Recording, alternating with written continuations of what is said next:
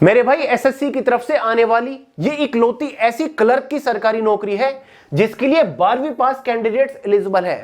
Selection होने के बाद इस पोस्ट के ऊपर आपको 40 से 42,000 रुपए महीना इजीली मिल जाता है। साथ ही इसके सिलेक्शन प्रोसीजर में कोई इंटरव्यू भी नहीं होता, ना ही कोई फिजिकल टेस्ट होगा। मतलब बिना किसी इंटरव्यू के, बिना किसी फिजिकल टेस्ट के आपको नौकरी मिल जाती है जस्ट आफ्टर 12th। ये एक ऑल इंडिया की वैकेंसी होती है। महिला और पुरुष दोनों ही कैटेगरी कैंडिडेट इस भर्ती के लिए एलिजिबल होते हैं। टोटल नंबर ऑफ वैकेंसीज इस बार भी आपको लगभग 3,500 के आसपास देखने को मिल रही है।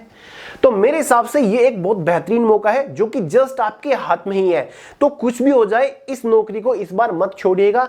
तो जितना जल्दी हो सके इस वीडियो को देखने के तुरंत बाद भाई तैयारी शुरू कर दो। जी हाँ दोस्तों, वेट मत करिए, आज से ही तैयारी करना शुरू कर दो अगर आप फर्स्ट अटेम्प्ट में इस बार इस एग्जाम को क्रैक करना चाहते हो। क्योंकि भाई ये एक ऐसी भर्ती है जो कि आपको 2026 के आखिर तक एक बढ़िया सरकारी नौकरी दिला सकती है। तो आगे इस वीडियो में इस नौकरी के बारे में आपको संपूर्ण जानकारी पहले ही दे दूंगा, जैसे कि भाई इसका detail selection procedure step by step इस वीडियो में समझाऊंगा। जो लोग नए हैं, जिन्होंने हाल ही में 12वीं पास करी है, तो उनके लिए तो ये वीडियो बहुत ज्यादा इंपॉर्टेंट है, क्योंकि 12वीं पास वालों के लिए ये सरकारी नौकरी पहली पसंद मानी जाती है। इससे बेस्ट कुछ नहीं होता। साथ ही एलिजिबिलिटी क्राइटेरिया के बारे में बात करेंगे, मतलब एज मिट क्वालिफिकेशन के बारे में बात करेंगे। मेरे भाई एग्जाम पैटर्न को डिटेल के साथ डिस्कस करेंगे। इसका एग्जाम सिलेबस आपको समझा के जाऊंगा। प्रीवियस ईयर की कट ऑफ के बारे में बात करेंगे। एग्जैक्ट इनिशियल इनहैंड सैलरी कितनी मिलती है, एग्जाम सेंटर्स कहां पर रहते हैं, जॉब लोकेशन कहां पर मिलती है सिलेक्शन होने के बाद, जॉब प्रोफाइल मतलब काम क्या करना पड़ेगा, और हाउ टू स्टार्ट प्रिपरेशन। सबसे इंपॉर्टेंट तैयारी कैसे करें इस सरकारी नौकरी के बारे में इसी वीडियो में जानकारी देकर जाऊंगा। तो अगर आप इस नौकरी को लेकर जरा भी इंटरेस्टेड है, वीडियो को पूरे ध्यान से आखिर तक जरूर देख लीजिएगा। तो चलिए मेरे भाई फटाफट वीडियो शुरू करते हैं। और हाँ, उससे पहले एक छोटी सी जानकारी दे दूं, ये कंप्लीट हिस्ट्री और ज्योग्राफी के भारत के पहले multi colour highlighted hand notes अभी फोन के अंदर डाउनलोड करके पढ़ना शुरू कर दो। लिंक मैंने डिस्क्रिप्शन बॉक्स में डाल दिया है। अगर आप जनरल अवेयरनेस का पूरा कॉन्सेप्ट डिटेल के साथ क्लियर करना चाहते हो और किसी भी एग्जाम में जीएस के एक भी क्वेश्चन मिस नहीं करके आना चाहते, तो आज ही डाउनलोड करो और पढ़ना शुरू कर दो। लिंक डिस्क्रिप्शन बॉक्स में है। और हाँ गाइस, नए हो ना, चैनल को सब्सक्राइब कर लो, क्योंकि ऐसे लेटेस्ट गवर्नमेंट जॉब अपडेट्स आपके लिए लेकर आता रहता हूं। देखिए दोस्तों, आपको पता ही है हर साल एसएससी के through combined higher secondary level के अंडर लोअर डिवीजन क्लर्क की पोस्ट के ऊपर भर्ती निकलती है। जी हाँ दोस्तों, इस पोस्ट का पूरा जो नाम है वो लोअर डिवीजन क्लर्क है। साथ ही इसी पोस्ट को जूनियर सेक्रेटरी असिस्टेंट के नाम से भी जाना जाता है। ये एक ग्रुप सी की पोस्ट है। इस पोस्ट के लिए मेल और फीमेल दोनों ही कैटेगरी कैंडिडेट एलिजिबल होते हैं। फिर से बता रहा हूं मेरे भाई, ये एक ऑल इंडिया की वैकेंसी है। ठीक है, एज लिमिट के बारे में सबसे पहले बात कर लेते हैं। फॉर्म कब से आप भर पाओगे, एग्जाम कब तक कंडक्ट कराया जाएगा, सारी जानकारी आपको आगे दे रहा हूं। पहले एलिजिबिलिटी क्राइटेरिया को डिस्कस करते हैं। देखो भाई, एज लिमिट जनरल वालों के लिए मिनिमम 18 साल है, मैक्सिमम 27 साल होती है। ओबीसी एसटी एससी वालों को एज में रिलैक्सेशन मिल ही जाता है। ओबीसी वालों को एज में 3 साल का रिलैक्सेशन मिलेगा, मतलब ओबीसी वालों के लिए एज लिमिट 18 से 30 साल है। एसटी एससी वालों को एज में 5 साल का रिलैक्सेशन मिलेगा, मतलब एसटी एससी वालों के लिए एज लिमिट 18 से 32 साल है। ठीक है, बाकी गाइस क्वालिफिकेशन काफी सिंपल है। शुरुआत में बता दिया था 10+2 मतलब इंटरमीडिएट, अरे मतलब 12वीं। अगर आपने 12वीं पास कर रखी है तो आज आप इस सरकारी नौकरी के लिए एलिजिबल है, आप फॉर्म भर सकते हैं। ठीक है, अब देखिएगा, इस बात कर लेते हैं एग्जाम पैटर्न के बारे में। तो भाई ये जो आप एग्जाम पैटर्न देख रहे हैं, ये इसका टियर फर्स्ट एग्जाम है। ठीक है, यानी कि स्टेज फर्स्ट का एग्जाम है, जो कि जस्ट क्वालिफाइड नेचर है। आपका एग्जाम में ये 4 सब्जेक्ट्स देखने को मिलने वाले हैं, जिसमें से पहला सब्जेक्ट जनरल अवेयरनेस रहेगा। 25 क्वेश्चन होंगे 50 नंबर के अंदर। जनरल अवेयरनेस का तोड़ मैंने आपको बता दिया है। ये जो हैंड रिटन नोट्स है इनसे पढ़ लीजिएगा। पूरा कॉन्सेप्ट बेसिक से आपका एडवांस लेवल तक क्लियर हो जाएगा। अभी हिस्ट्री ज्योग्राफी के हैं, जल्द ही इंडियन पॉलिटी, जनरल साइंस और इकोनॉमिक्स के भी प्रोवाइड करा दूंगा। ठीक है, दूसरा है क्वांटिटेटिव एप्टीट्यूड, यानी कि मैथमेटिक्स संपूर्ण है, arithmetic plus advance math. 25 question 50 number के अंदर। इसके एग्जाम में एक क्वेश्चन 2 नंबर का होता है, समझ गए। तीसरा सब्जेक्ट है रीजनिंग एबिलिटी, 25 क्वेश्चन 50 नंबर के अंदर। चौथा सब्जेक्ट है इंग्लिश लैंग्वेज, 25 क्वेश्चन 50 नंबर के अंदर। तो भाई इंग्लिश लैंग्वेज के अंदर आपका कंप्लीट ग्रामर आने वाला है, साथ ही आपकी वोकैबुलरी आएगी 3 4 5 प्रकार की जितनी भी होती हैं, तो ध्यान से पढ़िएगा। ठीक है, तो इसके पेपर में टोटल 100 क्वेश्चन होते हैं, 200 नंबर का पेपर होता है, 60 मिनट क्वेश्चन पेपर की टाइम ड्यूरेशन रहेगी। लेकिन भाई इस बार एक सस्पेंस है पेपर में। सस्पेंस क्या है कि इस बार सेक्शन वाइज टाइम ड्यूरेशन रखी हुई है, मतलब हर एक सेक्शन के 25 क्वेश्चन सोल्व करने के लिए आपके पास 15 मिनट का ही टाइम रहेगा। मतलब जनरल अवेयरनेस के 25 क्वेश्चन सोल्व करने के लिए 15 मिनट का टाइम अलग से, क्वांटिटेटिव एप्टीट्यूड के ये 25 क्वेश्चन सोल्व करने के लिए 15 मिनट का टाइम अलग से, ठीक है। रीजनिंग एबिलिटी के भी 25 क्वेश्चन सोल्व करने के लिए 15 मिनट का टाइम अलग से। तो इस तरीके से आपकी टाइम ड्यूरेशन डिवाइड है।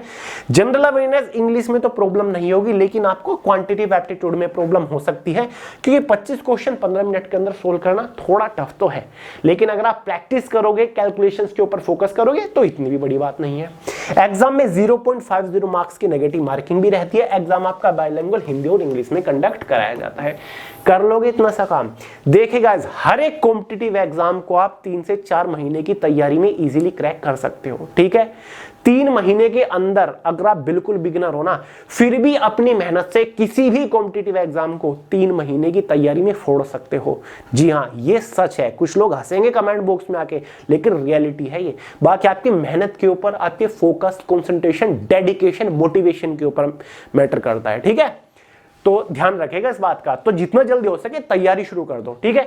तो भाई ये एग्जाम आपका होता है। तो मेरे भाई आगे बढ़ने से पहले एक बार प्रीवियस ईयर की कट ऑफ के बारे में बात कर लेते हैं कि पिछले साल ये जो टियर फर्स्ट एग्जाम था, 200 नंबर में से कट ऑफ कितनी गई थी इस पेपर को क्वालिफाई करने के लिए। कैटेगरी वाइज देख लेते हैं।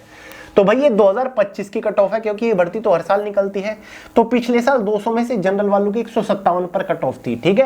हालांकि पिछले साल ही ज्यादा गई थी, वरना 140 या फिर 145 मैक्सिमम निपट लेती है कट ऑफ, ठीक है। क्योंकि पिछले साल पेपर दूसरी एग्जाम कंडक्टिंग एजेंसी ने कंडक्ट कराया था, एडुकेटिव, वरना हर बार टीसीएस कंडक्ट कराता था। एससी कैटेगरी की 139 थी, एसटी कैटेगरी की 129 थी, ओबीसी 156, ईडब्ल्यूएस 150, ठीक है। तो ये पिछले साल की कट ऑफ थी मेरे भाई, देख लो, समझ गए। यानी कि आपको कितने नंबर लाने आफ्टर नॉर्मलाइजेशन है ये, ठीक है। नॉर्मलाइजेशन मिलने के बाद इतनी कट ऑफ थी आपकी। और ये जो पेपर होता है क्वालिफाइंग नेचर होता है, इसके जो मार्क्स हैं वो फाइनल मेरिट में ऐड नहीं होते हैं। अब बात करते हैं मेंस एग्जाम की, यानी कि इंपोर्टेंट जो एग्जाम है टियर 2 का एग्जाम। ये टियर 2 का एग्जाम होता है जो कि 2-3 सेक्शंस में डिवाइड कर रखा है। सेशन फर्स्ट जो है उसमें 2 सेक्शंस आपके होंगे, 4 सब्जेक्ट वही आपके होंगे, बस इसमें एक क्वालिफाइंग सब्जेक्ट जुड़ जाता है कंप्यूटर नॉलेज का, बिल्कुल बेसिक होता है और इसका कोई रोल भी नहीं होता फाइनल मेरिट में। सबसे पहले देख लो मैथ्स एबिलिटी और भाई आपका जो रीजनिंग और जनरल इंटेलिजेंस है, ठीक है। ये दोनों सब्जेक्ट एक सेक्शंस में रखे गए हैं, ठीक है। तो भाई दोनों सब्जेक्ट से 30-30 क्वेश्चन आएंगे। इस पेपर की खास बात यह है कि एक क्वेश्चन 3 नंबर का होता है, तो 30 और 30 होते हैं 60 और 3 से मल्टीप्लाई करोगे तो हो जाते हैं 180। मतलब इन दोनों सब्जेक्ट से 60 क्वेश्चन आएंगे 180 नंबर के अंदर, ठीक है। अब दूसरी चीज है, दूसरा सेक्शन है इंग्लिश लैंग्वेज और कॉम्प्रिहेंशन। इंग्लिश से 40 क्वेश्चन है इस बार, जनरल अवेयरनेस से 20 क्वेश्चन है। एक क्वेश्चन के लिए आपको कितने नंबर दिए जा रहे हैं? 3, तो क्वेश्चन होते हैं 60 और भाई आपका 180 नंबर का पेपर है, क्योंकि एक क्वेश्चन 3 नंबर का है, समझ गए। अब देखिए खास बात क्या है, पहले पिछले साल तक इसका एग्जाम पैटर्न ये था, ठीक है। हालांकि इस बार भी यही रहेगा, बस डिफरेंस टाइम ड्यूरेशन में आएगी, ठीक है। पहले क्या था, इन दोनों सब्जेक्ट को सोल्व करने के लिए आपके पास ओवरऑल 1 घंटा हुआ करता था। लेकिन इस बार क्या होगा, इन दोनों सब्जेक्ट को सोल्व करने के लिए आपके पास 1 घंटा तो होगा, लेकिन 30-30 मिनट का टाइम होगा, ठीक है। यानी कि मैथ्स के 30 क्वेश्चन सोल्व करने के लिए 30 मिनट का टाइम अलग से, रीजनिंग के 30 क्वेश्चन सोल्व करने के लिए 30 मिनट का टाइम अलग से, ठीक है। ये इस बार लिमिटेड टाइम आपके पास है। दूसरा सेक्शन सेकंड, इंग्लिश लैंग्वेज अब 40 नंबर का है, तो इंग्लिश लैंग्वेज 40 क्वेश्चन है। इंग्लिश लैंग्वेज के 40 क्वेश्चन सोल्व करने के लिए 40 मिनट का टाइम, जीएस के 20 क्वेश्चन सोल्व करने के लिए 20 मिनट का टाइम। तो टोटल टाइम ड्यूरेशन कितनी हो जाती है फिर से हमारी 60 मिनट हो जाती है, ठीक है। क्लियर है, 2 घंटे हो गए, 60 है। तीसरा जो सेक्शन है हमारा कंप्यूटर टेस्ट है। कंप्यूटर के बेसिक क्वेश्चंस आएंगे, क्वेश्चंस कुल मिला के 15 ही आएंगे। कितने क्वेश्चंस आएंगे? 15 आएंगे। एक क्वेश्चन 3 नंबर का, तो भाई 45 नंबर का आपका पेपर हो जाता है। ये देख लो यहाँ पे आप क्लियरली, कंप्यूटर टेस्ट जो है 15 क्वेश्चन है, 45 नंबर के अंदर 15 मिनट का टाइम रहेगा। खास बात ये क्वालिफाइंग नेचर होता है, इसके जो मार्क्स होंगे कंप्यूटर बेसिक टेस्ट के वो फाइनल मेरिट में ऐड नहीं होते, क्वालिफाई करने आगे बढ़ना है। फाइनल जो सिलेक्शन होता है वो इन चारों सब्जेक्ट के मार्क्स के बेसिस पर होता है। मैथ रीजनिंग के 180 नंबर, इंग्लिश और जीके के 180, 180 प्लस 180 कितने होते हैं मेरे भाई? होते हैं 360, यानी कि फाइनल जो मेरिट बनती है इस पेपर की वो 360 नंबर में से बनती है। ठीक है, फाइनल सिलेक्शन कितने नंबरों पर होता है? 360 नंबर में से एक फाइनल मेरिट बनती है। चलो, अब इसमें आपका एक पार्ट सी भी है, मतलब इसमें आपका टाइपिंग टेस्ट भी है। हालांकि 2 ही एग्जाम होते हैं, जो आपका टियर सेकंड एग्जाम होता है उसी के साथ आपका टाइपिंग टेस्ट होता है। ये आप देख सकते हैं, टाइपिंग टेस्ट फॉर एलडीसी या फिर जीएसए की बात है। 10 मिनट का आपका टाइपिंग टेस्ट होता है। इंग्लिश में टाइपिंग कर लो या फिर हिंदी में टाइपिंग कर लो। हिंदी में करोगे तो 30 वर्ड पर मिनट की स्पीड निकाल के दिखानी होगी, इंग्लिश में करोगे तो भाई मेरे भाई 35 वर्ड पर मिनट की स्पीड निकाल के दिखानी होगी। और ये जो टाइपिंग टेस्ट है जस्ट क्वालिफाइंग नेचर है, इसके लिए कोई नंबर आपको नहीं दिए जाएंगे। क्वालिफाई करो, आगे बढ़ो, बस यही 2 स्टेज आपकी रहने वाली है। इसके अलावा और कुछ यहाँ पर फिजिकल टेस्ट इंटरव्यू नहीं होगा। ठीक है, फाइनल सिलेक्शन फिर से बता रहा हूँ, मेंस एग्जाम के मार्क्स के बेसिस पर, मतलब टियर 2 एग्जाम के मार्क्स के बेसिस पर 360 नंबर में से आपकी फाइनल मेरिट बनती है। कैटेगरी वाइज बनती है और मेरे भाई आपकी डिपार्टमेंट वाइज बनती है, क्योंकि यहाँ पर आपका कोई 1 या 2 केंद्र सरकार का डिपार्टमेंट नहीं होता। आपके यहाँ पर 50 से ज्यादा डिपार्टमेंट होते हैं। सेंट्रल ब्यूरो ऑफ इन्वेस्टिगेशन एक बहुत बड़ा सरकारी विभाग है। एनआईए, नेशनल इन्वेस्टिगेशन एजेंसी एक बहुत बड़ा सरकारी विभाग है। Intelligence bureau, election commission of India, passport office, ministry of textile, ministry of defence, तो जितने भी बड़ी बड़ी मिनिस्ट्रीज और मंत्रालय या फिर डिपार्टमेंट है ये सारे के सारे आपके होते हैं। तो डिपार्टमेंट वाइज आपको यहाँ पर कट ऑफ देखने को मिलती है। ठीक है, आगे बढ़ने से पहले डिस्कस कर लेते हैं इसके एग्जाम सिलेबस को। तो मेरे भाई इसके एग्जाम का detailed syllabus subject wise, topic wise PDF form में मैंने वे टू सक्सेस के टेलीग्राम चैनल के अंदर प्रोवाइड करा दिया, लिंक डिस्क्रिप्शन बॉक्स में, या फिर जो वे टू सक्सेस का व्हाट्सएप चैनल है ना वहां पर भी आपको इसका सिलेबस मिल जाएगा। ठीक है, वहां से डाउनलोड करके अच्छे से देख लो, समझ लो कि यार इस बार किस सब्जेक्ट के अंदर से कौन से टॉपिक के ऊपर मोस्टली फोकस करना है। बात करते हैं भाई सिलेक्शन होने के बाद, भैया सैलरी बताओ।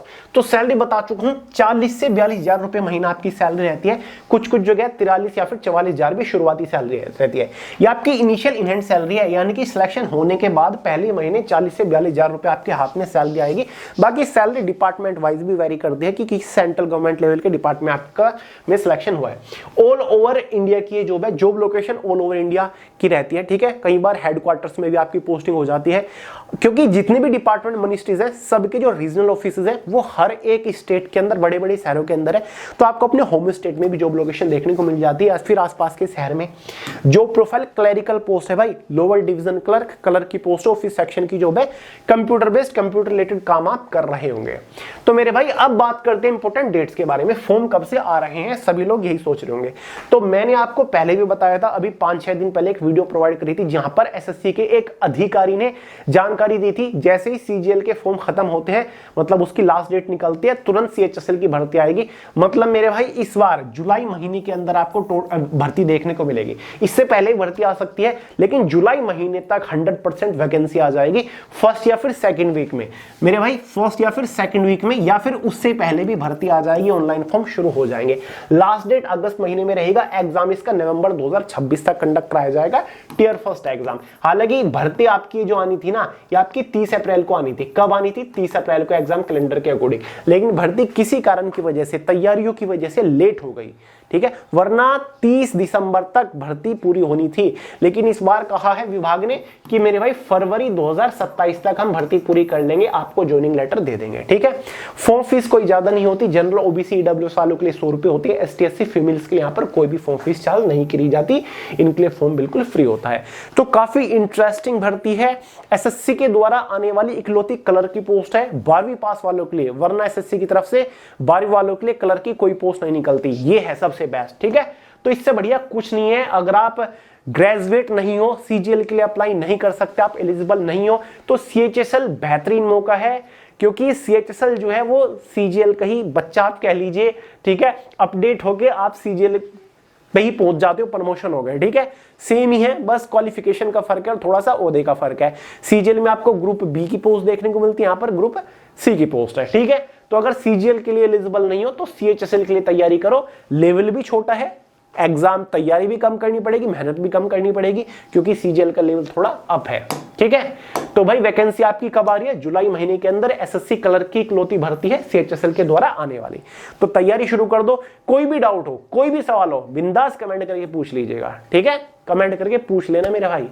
और तैयारी अभी से करना शुरू कर दो, थोड़ा प्लानिंग के साथ तैयारी करना शुरू करो। अगर आपने पहले कॉम्पिटिटिव एग्जाम की तैयारी करी है तो पहले खुद को एनालाइज कर लो, इसके एग्जाम सिलेबस को एनालाइज करो कि भाई सिलेबस क्या है, क्या आपको आता है, क्या नहीं आता है। जो नहीं आता वो सभी टॉपिक्स निकाल लो अलग और सबसे पहले उन्हीं के ऊपर फोकस करो, ठीक है। जितना ज्यादा हो सके सिलेक्टेड पढ़ो, इंपॉर्टेंट पढ़ो, फालतू पढ़ने की ज्यादा कोई खास जरूरत नहीं है, ठीक है। कोई खास आपको महंगे महंगे कोर्स वगैरह भी परचेज करने की जरूरत नहीं है। हाँ, अगर किसी सब्जेक्ट में वीक हो तो उसका आप कोर्स वगैरह ले सकते हैं। और जितना ज्यादा हो सके मॉक टेस्ट लगाते हुए चलिएगा, शुरुआत से ऑनलाइन मॉक लगा लीजिएगा या फिर कहीं पर भी आपको ऑफलाइन मार्केट में ऑफलाइन मिल जाएंगे वो मॉक लगा लीजिएगा, ठीक है। अपना इंग्लिश के ऊपर, वोकैबुलरी के ऊपर फोकस करिएगा, डेली डेली वोकैबुलरी पढ़ते हुए चलेगा। करंट अफेयर्स के ऊपर भी फोकस करिएगा क्योंकि हर एक सीट में कम से कम 10 क्वेश्चन तो करंट अफेयर्स के आपको देखने को मिलेंगे। बाकी history, geography, polity, economic, general science, strategy के कवर करिएगा। और हाँ, एडवांस मैथ को इग्नोर मत करिएगा। अर्थमेटिक के साथ साथ trigonometry, algebra, simplification, number system, ये चीज भी ज्योमेट्री पढ़ते हुए चलिएगा, ठीक है। बड़ी बात नहीं है, 3 महीने के अंदर पूरा सिलेबस कवर हो जाएगा, बस आपको मेहनत थोड़ी ज्यादा करनी पड़ेगी, ठीक है। बाकी मोटिवेशन के साथ, पॉजिटिव एटीट्यूड के साथ तैयारी करते रहिए। अगर बुक्स वगैरह आपको चाहिए, कौन सी बुक से पढ़े, तो डिटेल वीडियो लेकर आ जाऊंगा। तैयारी कैसे करनी है, स्ट्रेटजी क्या रखनी है, सारी वीडियो लेकर आ जाऊंगा, कमेंट करके बता देना, ठीक है। बाकी तैयार हो जाओ, भर्ती आपकी बहुत जल्द आ रही है, जुलाई महीने के अंदर ऑनलाइन फॉर्म स्टार्ट हो जाएंगे, ठीक है। जैसी अपडेट आता है इसी चैनल के ऊपर इन्फॉर्म कर दूंगा। चलो दोस्तों, इस वीडियो में इतना ही था। बाकी हमारा एक और यूट्यूब चैनल है राइजिंग भारत के नाम से, जिसमें हम जियो पॉलिटिक्स के टॉपिक कवर करते हैं, उसको सब्सक्राइब करना ना भूलें। तो इस वीडियो में इतना ही था, पसंद आए लाइक कर देना, दोस्तों के साथ शेयर करना, चैनल को सब्सक्राइब करना मत भूलिएगा। मिलते हैं अगली वीडियो में बहुत ही जल्द, तब तक के लिए जय हिंद।